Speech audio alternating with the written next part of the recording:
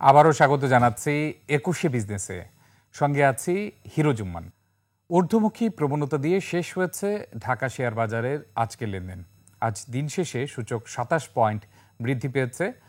গত কার্যদিবসে সূচকের অবস্থান ছিল ৪,৮৩৮ পয়েন্ট। সেই হিসেবে এখন সূচকের অবস্থান ৪,৮৬৫ পয়েন্ট, ২৭ পয়েন্ট বৃদ্ধি পেয়ে আজ বেশিরভাগ কোম্পানির দর বৃদ্ধি পেয়েছে। এর পাশাপাশি লেনদেনের গতিও ভালো ছিল। দর্শক, পুঁজিবাজার নিয়ে আরও বিস্তারিত জানতে এখন আমরা কথা বলবো আইডিএলসি সিকিউরিটিজ লিমিটেডের ব্যবস্থাপনা পরিচালক মোহাম্মদ সাইফুদ্দিন সিএফএ এর সঙ্গে। আমরা অতিথির সাথে যুক্ত হওয়ার জন্য অপেক্ষা করছি। দর্শক, আমরা অপেক্ষা করছি যুক্ত হওয়ার জন্য। আসসালামু আলাইকুম সাইফুদ্দিন ভাই। ওয়ালাইকুম আসসালাম। জি সাইফুদ্দিন ভাই, আপনি যদি উপরের ছোট্ট স্ক্রিনটা মিনিমাইজ করে দিতেন, ফুল স্ক্রিন করতে পারলে সুবিধা হতো। জি, থ্যাংক ইউ। যে প্রথমে সাইফুদ্দিন ভাই, আপনার কাছে জানতে যাচ্ছি, সঞ্চয়পত্রের সুদের হার কমেছে প্রায় ৫%, এবং এটি কার্যকর হয়েছে গতকাল থেকে। আমরা পুঁজিবাজারে কিছুটা ঊর্ধ্বমুখী প্রবণতা আজ দেখেছি। সঞ্চয়পত্র সুদের হার কমার প্রভাব শেয়ার বাজারে পড়বে কি, আর আসলে পড়া উচিত কি? দেখুন, সঞ্চয়পত্রের সুদের হার কমার একটা ইন্ডিকেশন, সেটা হচ্ছে আসলে যে ইন্টারেস্ট রেট তো এখন অনেক হাই।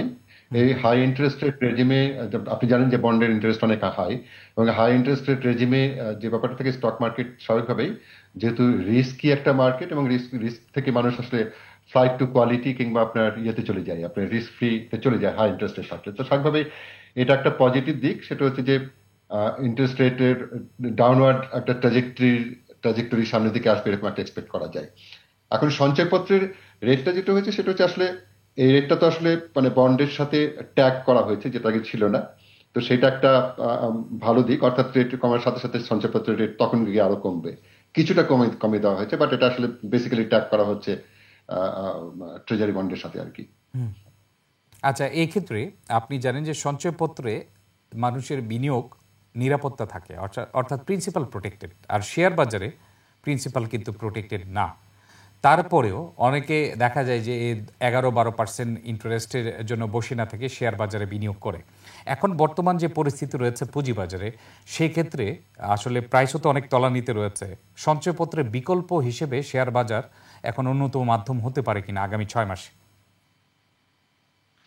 জি, হতে পারে। আমি আসলে ৬ মাসের কথা ঠিক এভাবে বলবো না। সেটা হচ্ছে যে স্টক মার্কেটে আপনি জানেন যে দীর্ঘ সময় ধরে তো খারাপ যাচ্ছিল।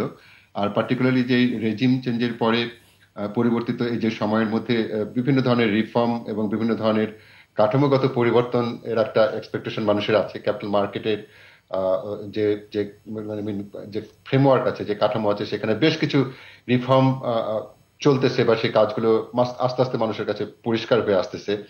একই সাথে যে বাংলাদেশে যে পলিটিক্যাল একটা রেজুলেশনের কাছাকাছি চলে এসেছে, ইলেকশন নিয়ে একটা একটা রেজুলেশন মানুষের এসেছে, মানুষ বুঝতে পারতেছে। তো হয়তো সেই কারণেই একটা রিলেটিভ অপটিমিজম মার্কেটে দেখা যাচ্ছে।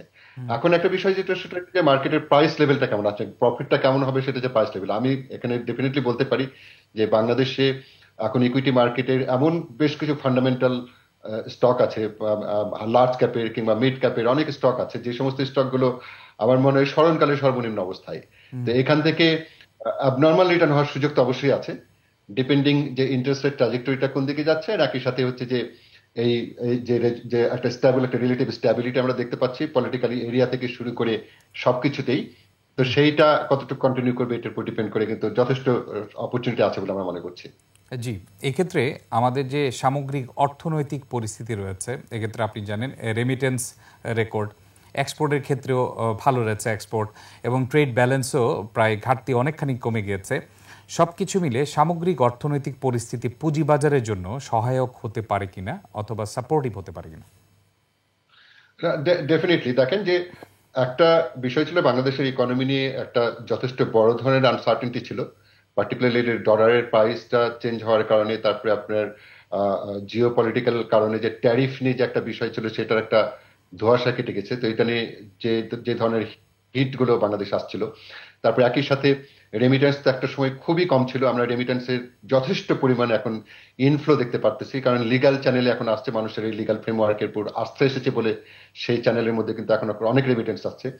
আর একটা জিনিস যে এক্সপোর্টের কিন্তু আপওয়ার্ড ট্র্যাজেক্টরি রয়েছে। ইভেন ইউএসএ তো কিন্তু আপনার এক্সপোর্টের পরিমাণ রিলেটিভলি বেড়েছে। তো এই সব দিক থেকে যেটা বোঝা যায় আসলে আমাদের যে ইকোনমিক রিলেটিভ রিলেটিভ যে কন্টিনিউইটি যেটা সেটা সেটা থাকবে, এখানে এইটুকুতে বোঝা যায়।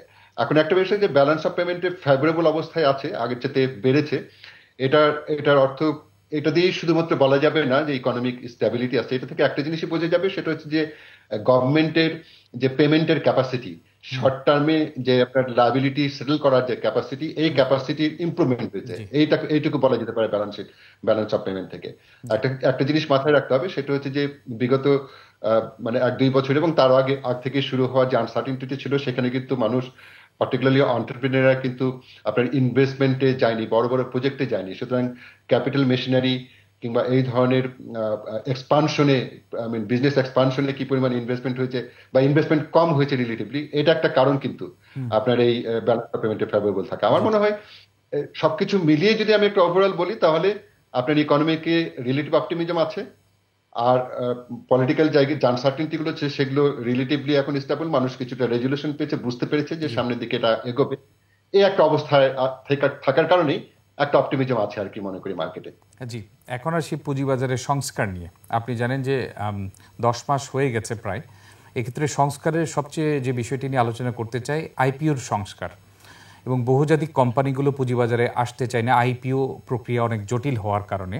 আপনার মতে সংস্কার আসলে কত দ্রুত হওয়া উচিত, এবং সংস্কার যদি ভালোভাবে হয় সেটি আমাদের আইপিও মার্কেটে কি প্রভাব রাখতে পারে?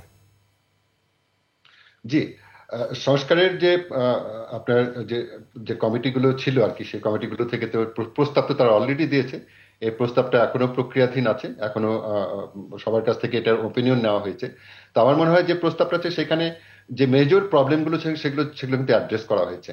নাম্বার ওয়ান, আমি যেটা মনে করি যে ভ্যালুয়েশনের পদ্ধতি, যে কারণে আপনি বলতেছেন মাল্টিন্যাশনালগুলো এবং ভালো কোম্পানিগুলো কারেক্টলি ইনসেন্টিভাইজ হতো না, এবং সেই ইনসেন্টিভ না থাকলে পরে ভ্যালুয়েশন যদি কারেক্টলি না চায়, তারা মালিকানা ছাড়তে চায় না মার্কেটে। এটা স্বাভাবিক।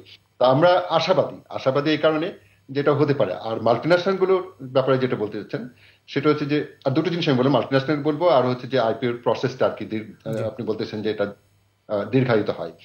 দেখেন, মাল্টিন্যাশনাল গুলো বাংলাদেশের ইকোনমিটা দেখেন, বাংলাদেশের ইকোনমিতে আমাদের অনেকগুলো মাল্টিন্যাশনাল যেগুলো হান্ড্রেডস অফ ইয়ার্স ধরে কিন্তু বিজনেস করতেছে, এবং বাংলাদেশ ইকোনমি এখন বড় হয়েছে, মানুষের পার ক্যাপিটাল ইনকাম বেড়েছে, এক্সপেন্ডিচারের ক্ষমতা বেড়েছে। অর্থাৎ এই মাল্টিন্যাশনাল কোম্পানিগুলো তো আরো দীর্ঘ সময় এবং ইটার্নালি বাংলাদেশে কিন্তু ব্যবসা করে যেতে পারবে। এখন সেই ব্যবসা এই দেশের রিসোর্স, এই দেশের ফাইন্যান্সিয়াল সিস্টেম, এই দেশের কনজাম্পশন, এই দেশের প্রোডাকশন সবকিছু করেই থাকবে। এখন এই সমস্ত সম্পদের উপর যদি মানুষের, এগুলো খুবই উৎপাদনশীল সম্পদ আর কি, এই সম্পদের উপর যদি মানুষের আপনার না থাকে, আপনার অধিকার না থাকে, সেখানে যদি তাদের মালিকানা না থাকে, তাহলে কিন্তু এই মানুষও গ্রো করবে না, ইনক্লুসিভিটি আসবে না। তো এই জন্যই মাল্টিন্যাশনাল গুলোর কথা বলা হয়। তো আমার কাছে মনে হয় যে এখন টাইম এসছে এই মাল্টিন্যাশনাল গুলো তাদেরও কিন্তু তাদের অনেক কিছুর জন্য, রেপুটেশনের জন্য, এই দেশের মানুষের সাথে আরো বেশি ইনক্লুসিভ হওয়ার জন্য তাদের কিন্তু এই স্টক ছাড়া উচিত, স্টেক ছাড়া উচিত বলে। আর আইপিওর ব্যাপারে আপনি যেটা বলছিলেন, হ্যাঁ, আইপিও যেটা হচ্ছে যে এখানে একটা জিনিস হচ্ছে যে আপনার টার্ন ওভার পিরিয়ড যেটা বলা হয়, টার্ন ওভার টাইম, একটা ট্যাড বলা হয়। তো এইগুলোর সময় সমস্ত মেজারমেন্ট গুলোর মধ্যে আসবে, কোথায় কতদিন সময় লাগবে, এগুলো আরো ডিটেলে কাজ করার জায়গা আছে ওখানে আমার কাছে মনে হয়।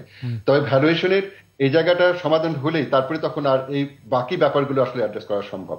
জি, ভ্যালুয়েশনের ক্ষেত্রে অনেকে আসলে এখন আইপিও প্রক্রিয়ায়, আপনি জানেন গত 15 বছর আইপিওর যে অপব্যবহার হয়েছে, অনেকগুলো আইপিও এসছে যেগুলো আসলে কোয়ালিটি সম্পন্ন ছিল না, যে কারণে আসলে প্রাইস এখন তলানিতে। এবার যদি সংস্কার হয় এবং আইপিওর মান যদি ভালো করতে হয়, তাহলে অডিটরদের ভূমিকা কেমন রয়েছে? তাছাড়া কোম্পানি যে তথ্য যাচাই করার জন্য নতুন কোনো পদ্ধতি আনার প্রয়োজন রয়েছে কিনা, কারণ বিনিয়োগকারীদের পক্ষে কিন্তু তথ্য যাচাই করা অনেক ক্ষেত্রে সম্ভব না। না, ডেফিনেটলি। মানে একটা জিনিস দেখেন, আমি এগুলো নিয়ে আমরা অনেক আলোচনা করি, কথা বলছি বিভিন্ন ফোরামে, এবং আইক্যাব আমাদের সাথে বিভিন্ন সময় এঙ্গেজ হয়েছে এগুলো নিয়ে আলোচনা করার জন্য। যেই বিষয়টা, কিছু ফ্যাক্ট আপনাদেরকে বলে দিই, সেটা হচ্ছে ধরেন এই অডিট রিপোর্ট যেটা আসে আমাদের কাছে, আমাদের একমাত্র উইন্ডো, মানে যেটা আমাদের সি থ্রু উইন্ডো যেটা, সেটা হচ্ছে এই অডিটেড রিপোর্ট বা ফাইন্যান্সিয়াল রিপোর্ট যেগুলো আসে।